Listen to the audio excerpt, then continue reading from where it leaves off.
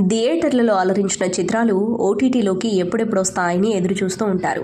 కొన్ని సినిమాలు ఓటీటీలోకి సైలెంట్గా వచ్చేస్తున్నాయి. మరికొన్ని సినిమాలేమో చెప్పిన తేదీ కంటే ముందే ఓటీటీలోకి ఎంట్రీ ఇచ్చేస్తున్నాయి. హోలీ సందర్భంగా అభిమానులకు కొన్ని సినిమాలు సర్ప్రైజులు ఇచ్చాయి.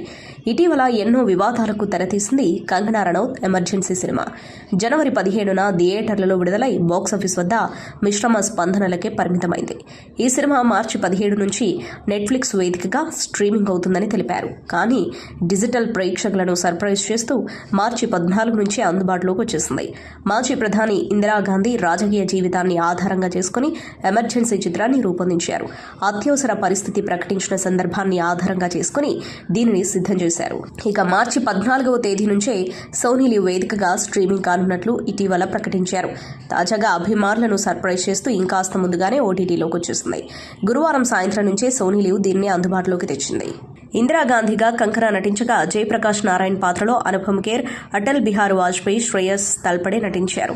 ఇక మరోవైపు అక్కినేని యంగ్ హీరో అఖిల్ నటించిన ఏజెంట్ చిత్రం ఓటీటీలోకి ఎప్పుడు వస్తుందా అని అభిమానులు రెండేళ్లుగా ఎదురు చూస్తున్నారు. ఎట్టకేలకు మార్చి 14వ తేదీ నుంచి సోనీ లివ్ వేదికగా స్ట్రీమింగ్ కానున్నట్లు ఇటీవల ప్రకటించారు.